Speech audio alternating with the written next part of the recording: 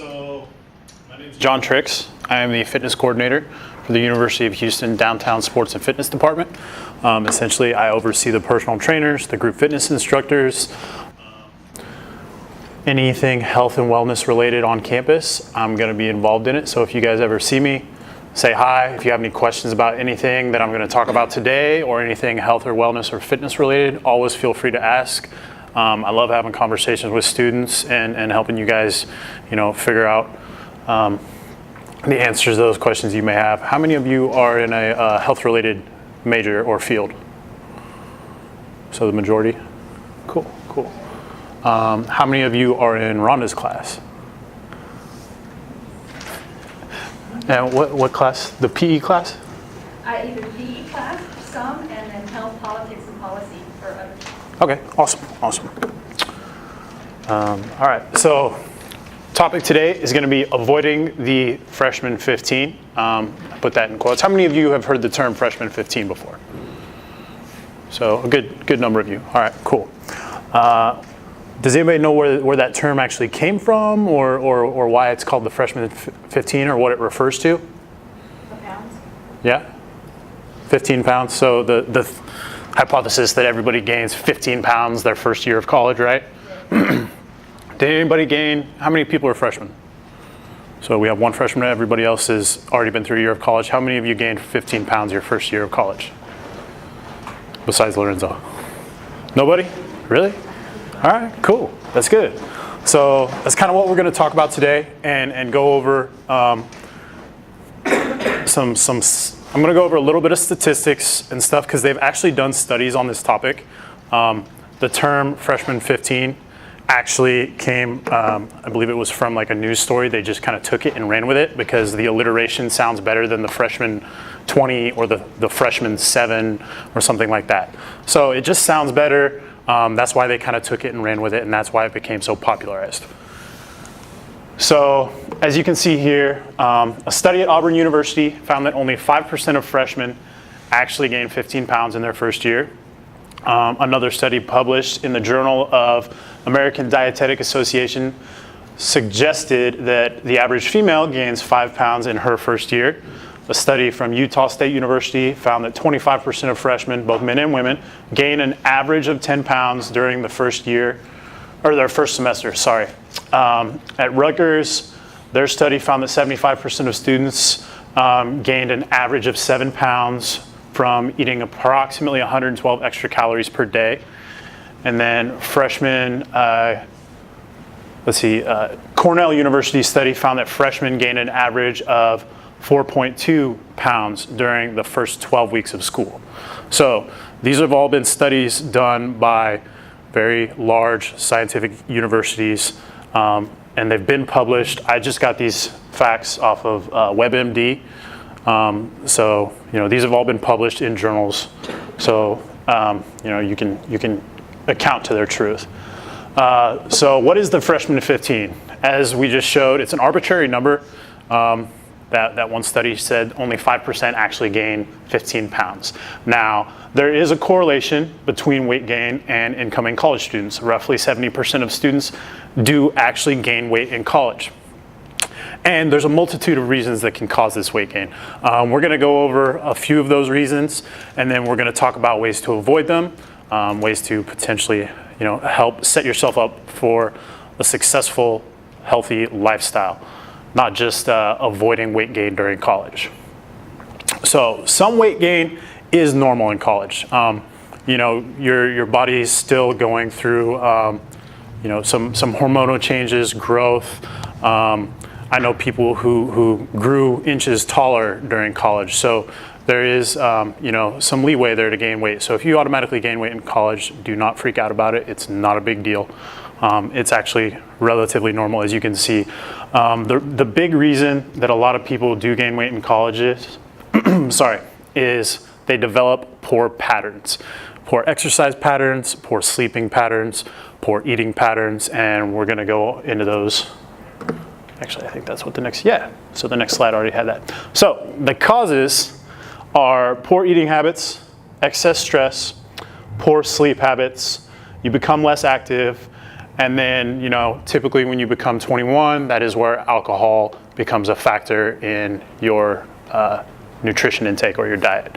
So the ways to avoid these things, be conscious of what you're eating, exercise regularly, make sure you're getting enough sleep, de-stress, and use the Student Life Center, i.e. our department, sports, fitness classes, personal trainers, nutritionists, massage therapy. Everything we offer is geared towards helping you live a better and healthier lifestyle. Shameless plug right there.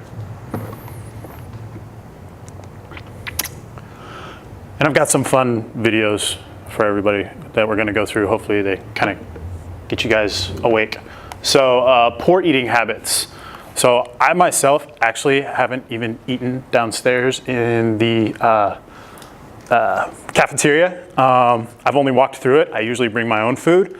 They used to have a salad bar, right? They still do. They still do? Okay, good. So there are healthy options. I know Chick-fil-A is down there. I'm sorry, but it's not necessarily the healthiest thing to eat. So just being conscious of your eating habits, and we're going to go into depth on some of these. One of the biggest things that I notice, and it's not just college-age students, it's citizens in the U.S. in general, is we do not drink near enough water. So one of the biggest, easiest tips I can tell you guys is to hydrate. I see 3 of you have water bottles with you right now. I've got one with me. Shame on you, Sade. Oh, see? She's got one. Everybody. So always carry that with you. Make sure you're getting enough water in.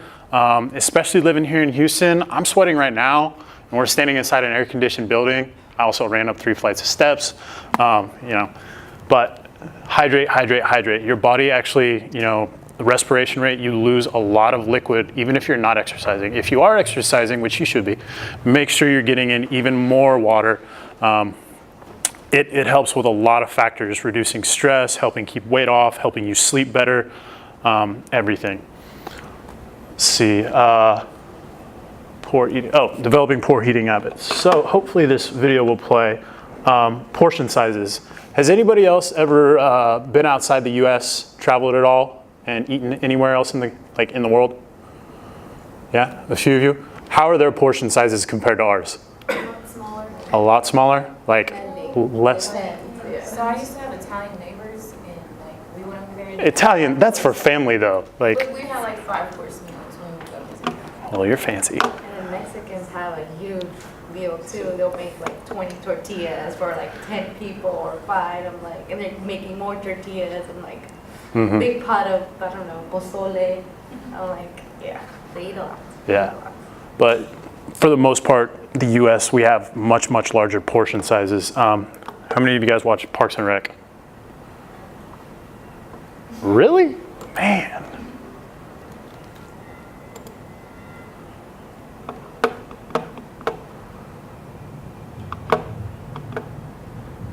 Ah!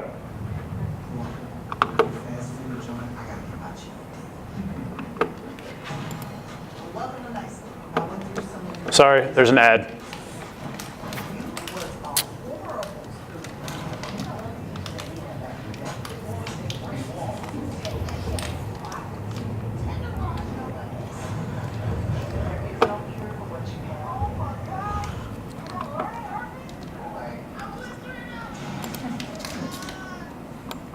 Miss Pine, recently many of the local restaurants have changed their small size option to a whopping 64 ounces.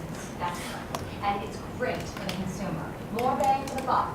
Are we putting bargains on child here? How would a sane person call that small? Well, if the customer truly wants a smaller size, there is an option. Oh, you mean a little swallow? Does anyone buy that?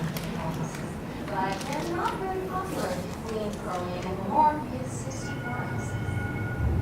Well, Washburger just recently came out with a new 128 ounce option. Most people call it a gallon, but they call it the regular. Then there is a horrifying 512 ounce version that they call child size. How is this a child size soda? Well, it's roughly the size of a 2-year-old child if the child were liquefied. So real bargain at home here. I'm sorry, Miss Pinewood, but why would anybody need this for soda? It's not my place to speak to the consumer. Ah.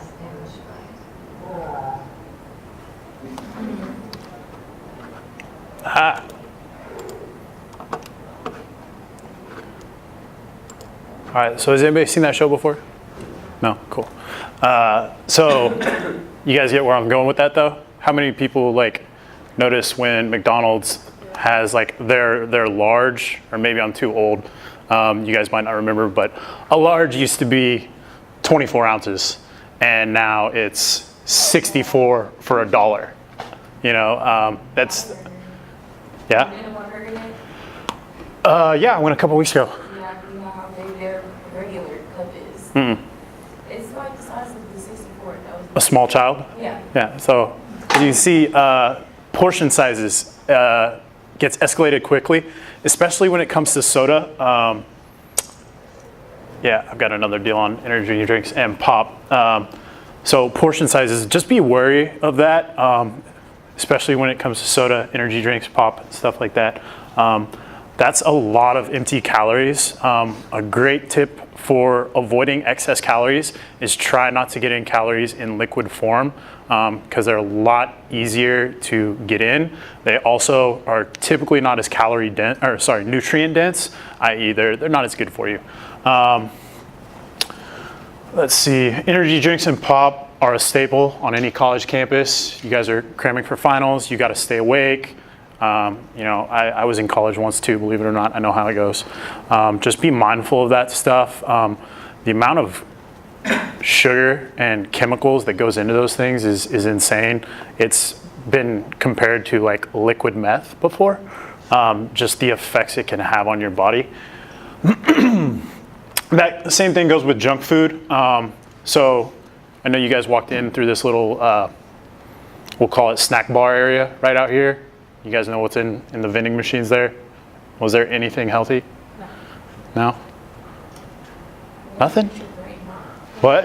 One like There was a Nutri-Grain bar? the Nature Valley, the one that crumbles every bite. Oh yeah, I like those ones Oh, though. I missed it. Yeah. So as you can see, the options for healthy food, when it's quick on the go, you got to have it now. I got to grab it between classes, that type of stuff. Healthy options, they're few and far between.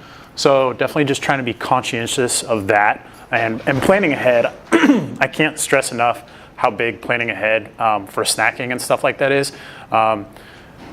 Another thing that goes along with that is skipping breakfast or having irregular meals. So they've actually done studies proving that if you, people who eat breakfast in the mornings regularly reduce their overall caloric intake throughout the day. I want to say it was by a couple hundred calories. It was a study they did in Germany. I can't remember. I'm sorry. I should have cited it. But essentially, because you're reducing your amount of calories you're taking in regularly, your body kind of just goes into overdrive and wants to just keep eating and eating and eating. And that's where you get the tendency to overeat and have unhealthy snacks and sodas and things like that. So be mindful of your calories, and also just be aware of having healthy snacking options. I'm sure they do have stuff downstairs in like the bookstore or at the salad bar. Is there any place local that does like healthy snacks or would have healthy-ish snacks? I don't know about snacks per se, you know, the grocery stores, you know, obviously, but locally, you know, it's just really Subway, Quiznos, and restaurants. Gotcha. All right.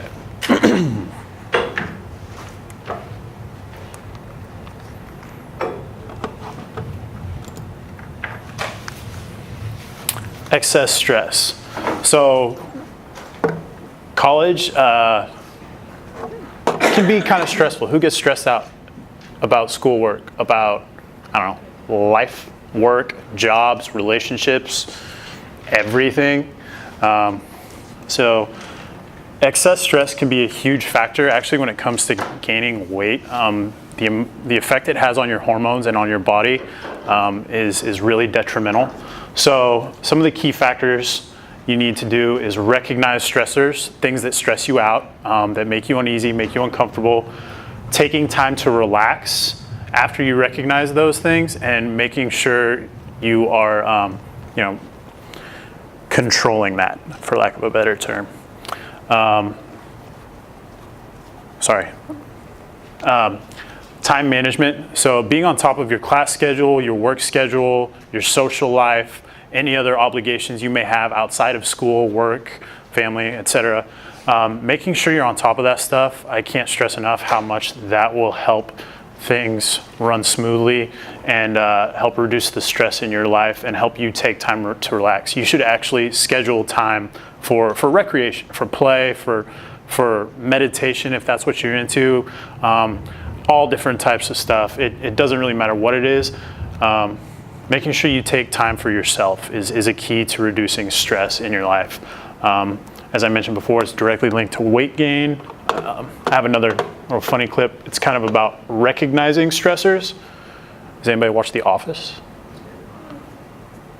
I say Parks and Rec, can we get 2 people in the office and it's only 3? Man.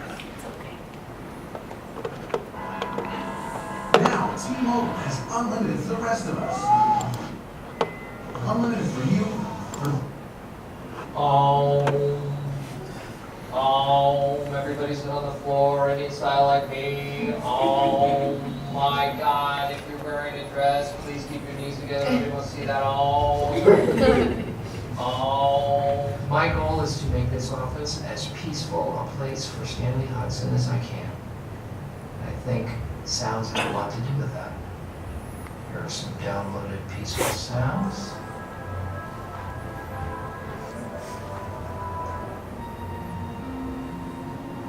That one makes me think of death.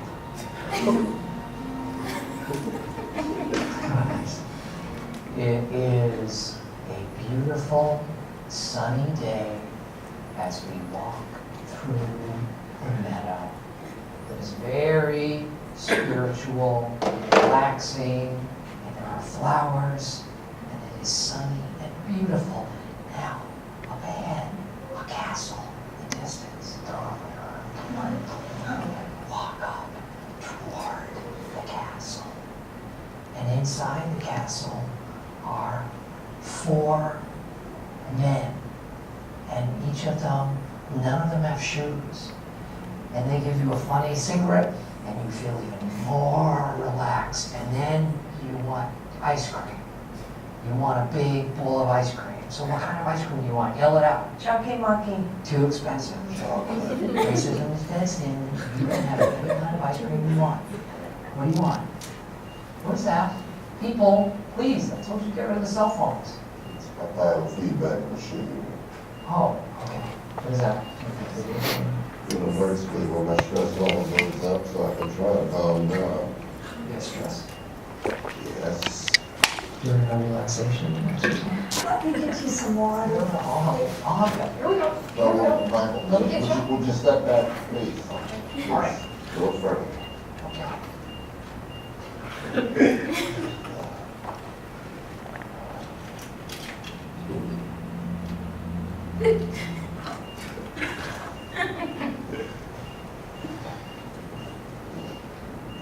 I think that thing is on the fritz. Oscar, would you reach over and touch this thing? That's what he said, right? Guys, because of gay. It's a shot. Did he do? Michael, I think you're what's stressing everybody out. So it wasn't Dwight after all.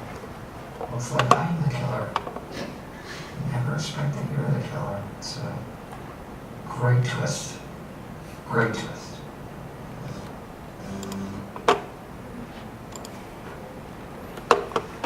All right, so you guys kind of understand where I'm going with that? Recognizing your stressors.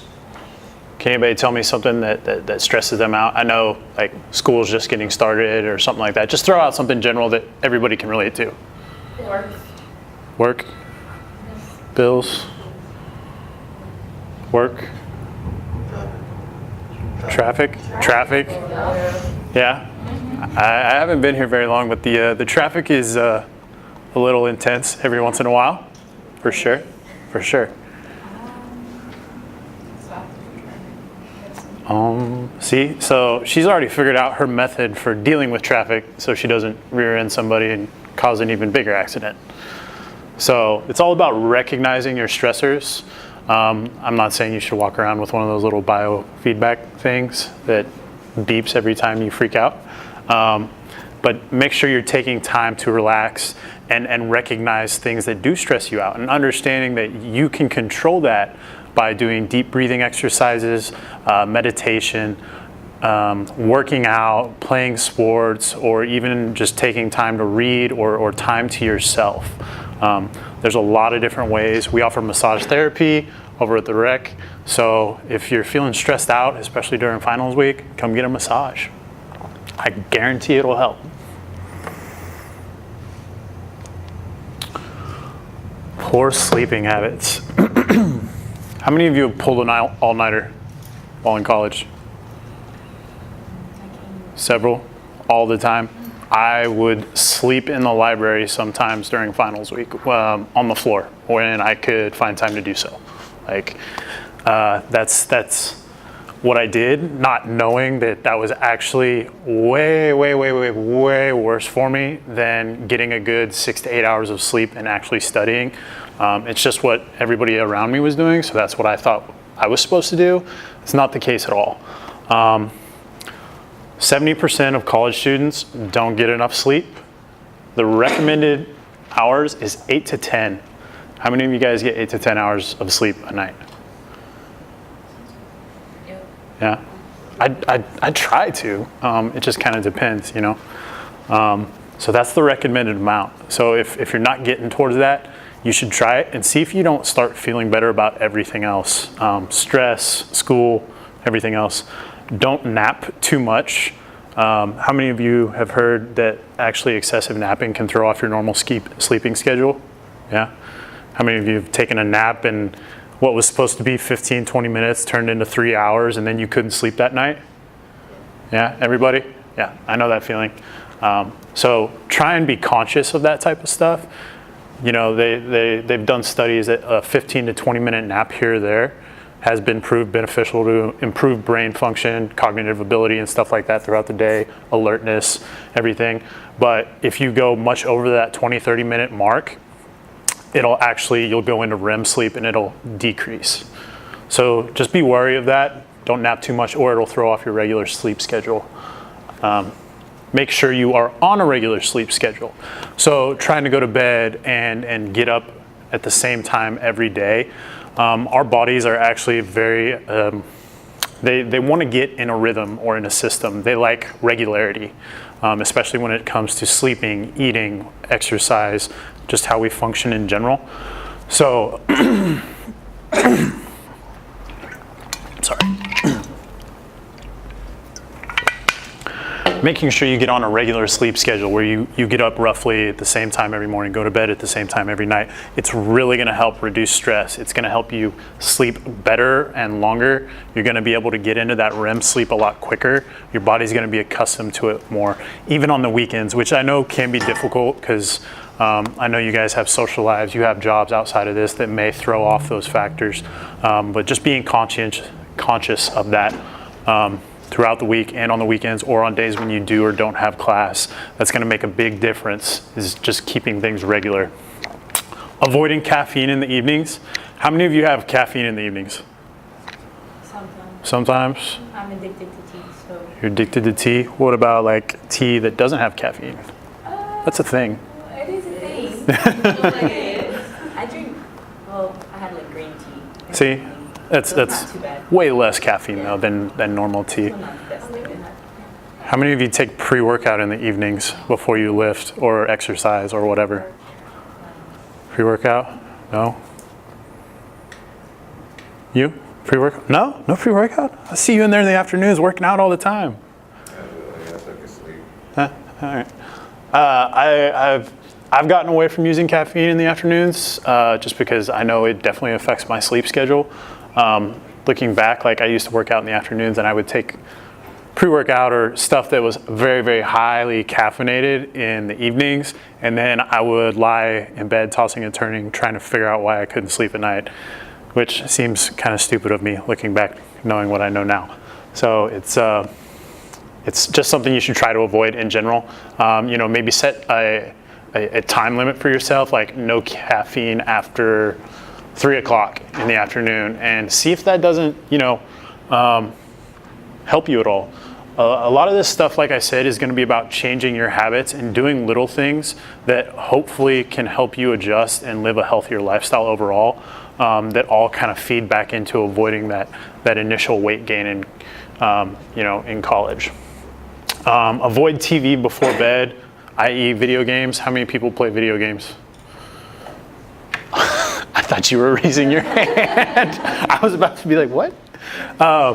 Yeah, so how many have heard of like blue light emission screens, or like blue light, like even I don't know much about technology, but I know my phone has a blue light emission setting on it, because actually the blue light on that spectrum of the light spectrum is apparently what alerts our brain to stay awake, which is really interesting if we get into it. But essentially, the blue light is what keeps you awake. So if you're watching TV or playing video games or something like that in the evenings before you're going to try and get ready to sleep, maybe put on a blue light filter or one of those blue light screens. It'll actually help you fall asleep more quickly.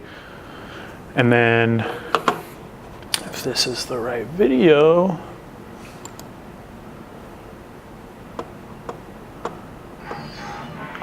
So this one kind of goes with poor sleep habits and kind of circles back around to the, remember when I was talking about energy drinks?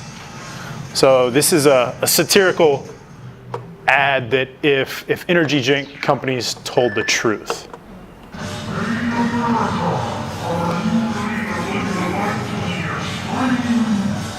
Well, then I just might have the perfect product for you.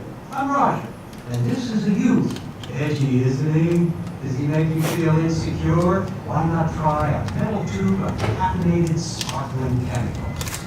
There are a lot of ways to get caffeine into your blood, and you know all about those because you're so very addicted to caffeine. So I know what you're thinking. Why should you ever pick my horribly unhealthy, impressively overpriced, and transcendently bad-tasting product? The answer's simple. Some things I found out about during market research.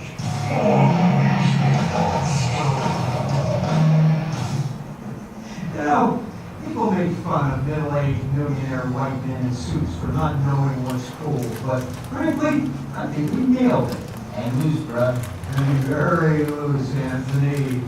Our studies show that if we pair our tube of caffeine with visuals of extreme sports and people performing incredible feats of athleticism, that you'll associate it with a heightened masculinity and a boundless, almost superhuman level of energy.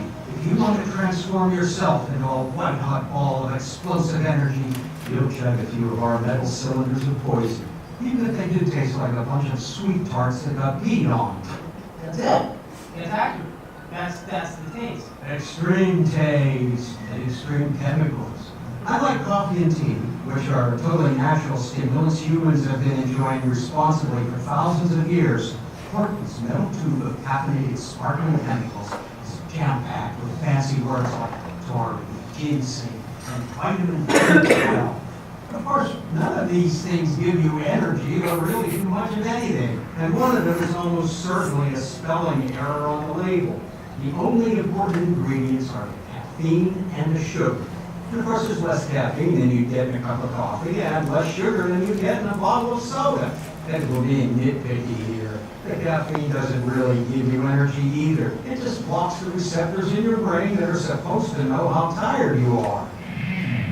Technically, your body can convert sugar to energy, but it's pretty much the worst way to do that. And the only reason we're putting sugar in here is because it's more addictive than caffeine, or even heroin. Let's go to a skate park. Or, a rough approximation of a skate park. I'm only here to associate my product with exciting extreme sports, even though these two things objectively don't support each other. Most of the people who drink my product should wear a helmet because they will crash, not on their skateboards, but in their bloodstream. All that energy from sugar is going to burn off quick. turning them into useless, drooling idiots until they get their mitts on another tube of important, sparkling brain poison. Seriously, though, put on your helmet. You make me nervous. Putting this much crap in your body will damage your concentration, judgment, self-control, as well as a host of other... Let's get out of here. Thanks to loopholes in FDA regulations, we still don't have to tell you how much caffeine is even in our beverage. Kind of like how we make our labels bright colors to pretend it's not a strange brown color. A good way to distract yourself from this being the exact color of poop is to mix it with fermented potatoes and cereal grains. That way you're drinking two kinds of poison. One that impairs your decision-making and motor skills, and another that takes away your ability to tell if your decision and motor skills are impaired. So please, make metal tubes of caffeinated sparkling syrup a part of your daily routine. If you do it long enough, your body will become so accustomed to the chemicals that it becomes medically dangerous to cut back, and you'll keep sucking it down right up to the moment your liver detonates in your belly at age 32. I say detonates. There's supposed to be a sound thingy accompanying when I say detonate. There it is, that, for your liver. Extreme, right? Okay, you've been Roger. So how many people can think of any energy drink that almost exactly replicates them? Like their can almost was black and green too, right? Yeah. So it just shows something he said in there. I don't know if you guys heard it at the end, but like how they essentially can ignore FDA regulations. Energy drinks, any supplement can technically go unregulated through the FDA because it's not a food or a drug. So that's why a lot of supplement companies in particular are getting caught or popped for falsifying their advertising or lying about what is actually in their product. It's actually pretty sketchy if you get down to it and start looking into the supplement industry. I can't imagine the energy drink business being much better. And like he said, it's basically just loaded up with sugar, caffeine, and chemicals that make you feel awesome for all of about 20, 30 minutes, and then you crash.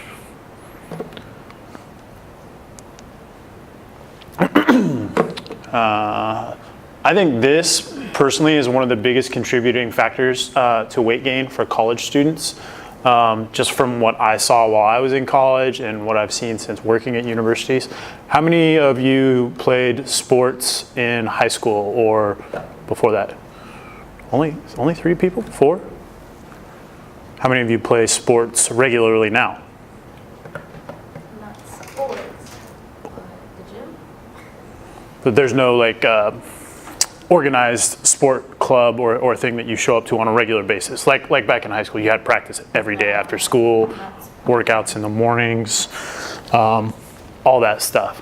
So as you can imagine, when you're in high school, you're going to practice in the evenings. You had workouts in the mornings, conditioning in the summertime. I mean, I was out for sports every semester. I had summer workouts, all that stuff. So I was working out every day, consistently, sometimes twice a day.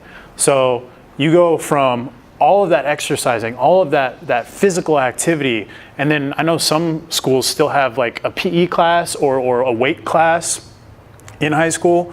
So you go from all of that physical activity to getting into college, and it's like, oh, now I don't have to do anything if I don't want to. So you go from up here to nothing if you don't come to the gym or if you don't get involved in intramural sports or club sports here, or if you're not involved in anything else. So there's a huge drop-off for physical activity levels for college students. And I think that's a huge contributing factor just because I knew people in high school that were good friends of mine who gained a good amount of weight, and they were really good athletes, but they gained a lot of weight in college because they stopped exercising, they stopped working out. You know, when it wasn't regimented or such a big part of our lives like it was in high school, they just didn't seem to want to do it. So this is kind of where I'm going to do our shameless plug here. You know, for those of you who don't know, we offer free group fitness classes over at the rec center. We have personal training for a very small fee. The best part about that, everybody gets their first assessment free. So whether you want to work out on your own or with one of our trainers, you can show up and get an assessment for free every 12 weeks. It's 12 weeks, right? Yeah. Everybody gets a free one every 12 weeks. So get your assessment for nothing, and then work with one of our trainers. Or if you like working out on your own, that's your thing. I completely understand it. Do that, and then come back in 12 weeks and see where you're at. And maybe based off that evaluation, you know, you might want to get with one of our trainers and have them give you a little bit of advice and see what's going on. Same thing with intramural sports. I didn't even know intramurals was a thing until I got involved with some friends of mine in college, and I loved it. Like flag football, intramural basketball, volleyball. What else am I missing? Soccer. Oh yeah, soccer's huge here. I don't know why I didn't think about that. Sorry. Yeah, soccer's a huge one. What else do we have? We don't have softball. No. No, we've tried to have tournaments in the past, but we're hoping to get it back. Yeah. So you should. Intramural basketball, intramural dodgeball, volleyball, soccer, bowling, tennis, and that's all. We Yeah. got a lot. A bunch. So there's plenty of opportunities to get involved with your friends or make new friends. That's one of the best parts about that is we have the free agent part. So I know coming into college, you know, it's I wouldn't say difficult to make friends, I guess. I guess it depends. But, you know, the free agent lets you put yourself out there and be picked up by a team. So it's a great way to meet people who are like-minded, who are interested in the same activities as you. So that's another option we have. We also offer club sports. How many of you know what the club sports are that we offer? Nobody? You guys don't see the flyers everywhere? Yeah, yeah. So club sports are a little bit more competitive. There's actually regimented practices. We hire coaches. You have to try out for the team, everything. So it's a lot more like high school. So if you want that regularity and the commitment to a team-like atmosphere and actually getting to compete against other universities in the area, you know, maybe that's your best bet. Where am I at? Oh, events. We also have special events that we put on throughout the semester. This being one of them, where you can, you know, get more information about other topics. We will also do a Zumbathon for Halloween. We're also kind of working on some other things. I'm hoping to roll out sometime in the near future. But you know, how many people have done the St. Arnold's 5K? No? No? Okay. I did the Zumba last. You did the Zumba? Awesome. Awesome. So you'll be It was for Valentine's Day last. yeah, we did a Valentine's one and then we do a Halloween one. Yep. So I'm looking to do some more things like that. Hopefully create events that are, you know, big time activities. What was the paint party was another one we did. I know there's other ones. I can't think of them though. I'm drawing a blank. Sorry. And then how many of you have actually been in our facility besides getting your student ID? I see you there every day. I see you there every day. You, no? So we have 2 gyms that are set up for basketball, obviously, but then our staff is kind enough to set it up for badminton and volleyball, as long as there's enough people, and then it's set up for volleyball at certain times. Yes, we have a schedule for open rec volleyball and open rec badminton. Yeah. So if that's something you're interested in, we also have a weight room with cardio equipment and everything like that. And then the studio for the group fitness classes. I can't stress enough, the group fitness classes I think are great for everybody because they're free. You can go pop in and take one between classes, before, after. Don't take one during class, please. Yeah, so if you guys have any questions about stuff like that, feel free to reach out to me, pop in and ask our staff, anything. All right, that should be my last point. Alcohol. So how many people know how many calories, I mean, I know it's already listed up there, but how many people knew that there were actually 7 calories per gram in alcohol? You? You know how many calories per gram there are, or there is in fat? 9. How many calories per gram there is in protein and carbs? 4 each, right. So alcohol has more calories per gram than protein or carbs. It's still less than fat, but that's a lot of calories when you look at it. One 12-ounce beer has, on average, we'll call it 150 calories. So I know people who drink a lot of beers when they're, on the weekend just doing whatever. That's a lot of calories. So let's say you have 10 beers or whatever. I'm exaggerating, obviously. That's 1,500 calories right there. 5 ounces of red wine, so that's a glass, a glass of wine is 125 calories, and then what would be called a shot has on average 100 calories.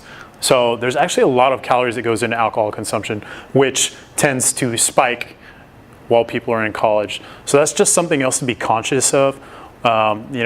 If you are partaking in that on the weekends or whatever, just be aware of that. That could be a huge factor to weight gain. Also, the excess calorie consumption after drinking. There's a reason that fast food places and pizza joints are open till 2 or 3 a.m. because the drunk crowd comes in and they eat everything. And we kind of already went over how unhealthy that type of food is, and the amount of calories can add up really, really quickly to, you could possibly consume 5,000 calories in one night. That's a lot. And you add that with everything else that we've just discussed, it could add up relatively quickly. So we'll have some questions here at the end, but in closing, how to avoid the freshman 15? Be conscious of what you eat, exercise regularly, make sure you're getting enough sleep, de-stress, and use the Student Life Center. Basically everything we offer is geared towards helping you guys facilitate a better and healthier lifestyle and helping you, achieve what you're here for, which is, getting a degree and having fun. Anybody have any questions? No? I've also got some resources up here.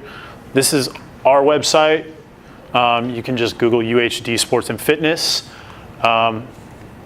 Basically, that'll have a list of all of our group fitness classes, their times, a list of all of our workshops, events that we put on. I also have up here, this is choosemyplate.gov. They did away with the, you guys remember the food guide pyramid? Yeah. They actually did away with that, and they've moved towards myplate.gov. It's a great resource for nutritional information, which I know isn't exactly in abundance. So just being conscious of that stuff, especially of down in our cafeteria. Like I said, I should walk through there, but a lot of places are now becoming a lot more mindful of the information that nutritionally that they're putting out there. So a lot of places will put the calorie count for every single item on their menu. So looking at that stuff, looking at how many calories you're taking in, that could play a huge factor. And then WebMD.com was the one where I got all those statistics for the amount of weight gain. It's a great resource for anything health related, whether it be weight loss, exercise, just overall health, mindfulness, anything. You guys have any questions? Where's the massage therapy? Massage therapy? So if you go into the third floor desk, they can set you up there. Just tell them you want to sign up for a massage. You have to fill out some forms, background information. Yeah. It's $25 for students, $35 for staff. I should have just had her stand up here. personal training for students is $15 a session. We do offer packs, 3 packs and 5 packs, 3 packs 45, 5 pack is 75. That way you can buy all your workouts and make your days accordingly with your trainer. I don't have a question. I don't answer stuff. Yeah, if you need to know anything, ask Sade. Cool. How many of you guys are going to go to the next workshop? Yeah? Yeah? Yeah? Yeah? I'm going to a thing. There you go. Good. Cool. Is it Tuesday? Yes. Okay. We actually have a registered dietitian coming in for the one on Tuesday, so I'm pretty excited about that one. It should be cool. It's covering nutrition label, how to read them. Is that something they go over in your guys' health classes? How to read nutrition labels? There's a lot more that goes into it than you would actually think, right? It's pretty interesting stuff. I learned about organic food last night. And how it's fake.